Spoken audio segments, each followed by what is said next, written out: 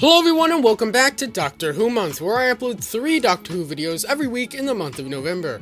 Today we continue through each episode of Daleks as they come out on the Doctor Who YouTube channel every Thursday at around 1 PM Eastern Standard Time. Just quick before I start, I'm almost at 100 subscribers, and once that happens, I'll be doing a 100 sub special. Click the card above to go over to a recent video where you can vote in the comments on what you want that special to be. So episode 2 of Daleks is called The Sentinel of the Fifth Galaxy. And the whole point of the episode really is to make the Daleks the underdog and to make the entity feel like a threat.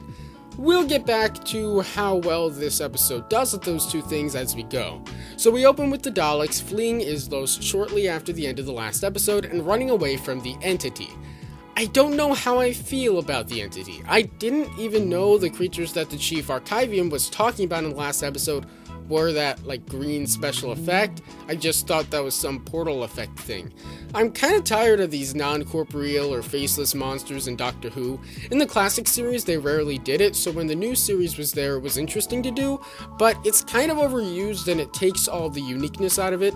The Midnight Entity, Vashta Nerada, whatever you call the things from Spyfall, it's just a little oversaturated. So the Daleks are being chased and the entity is taking out a lot of their fleet, so they need reinforcements. Their idea is to go to their home planet to get them, instead of just getting Daleks from Skaro to come out to them. If a fat person is chasing you because you're holding a cookie, the correct solution is to get another cookie and throw it at them to get them off your trail while you escape with your cookie, not to run over to a cookie platter. I'm hungry while I'm writing this if you couldn't tell. So they get to Skaro, but it turns out the entity exists outside of time! So they knew the Daleks were going to Skaro and got there first. The entity destroys pretty much all of the Daleks in Skaro, with only a few ships getting away, and even some of those are destroyed by the entity shortly after. So now the Daleks need reinforcements that they don't have on Skaro anymore, so they resort to a last-ditch plan. This involves the Dalek strategist going to the Fifth Galaxy and unlocking a stronghold of Daleks kept there just for an occasion like this. But before I go on, I'd like to thank the sponsor of this video, me. I now have a page on Buy Me a Coffee, so if you like my videos and want to donate a little money to the channel, go over to buymeacoffee.com/ColeHershowski. You're under no obligation to do this, but it is very much appreciated. Again, that's buymeacoffee.com/ColeHershowsky. There'll also be a link in the description and on my channel page. The titular Sentinel of the Fifth Galaxy is a generic robot that the Dalek strategist must awaken to help him wake up the Daleks. What's the reason behind having this Sentinel in-universe anyway?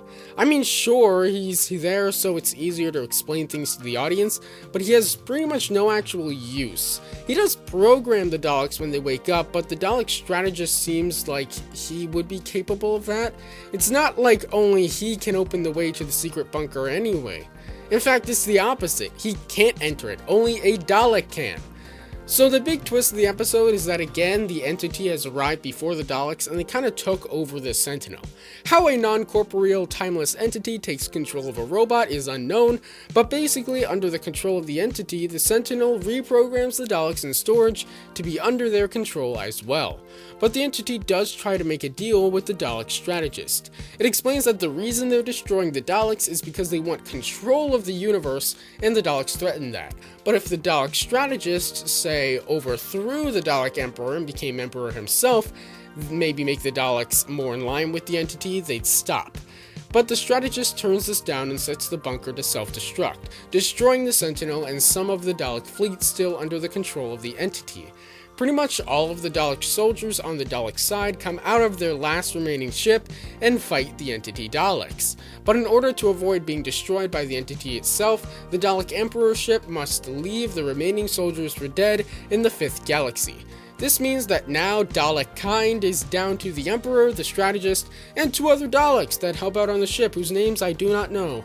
The episode ends on the last Dalek ship racing through space, with the entity not far behind.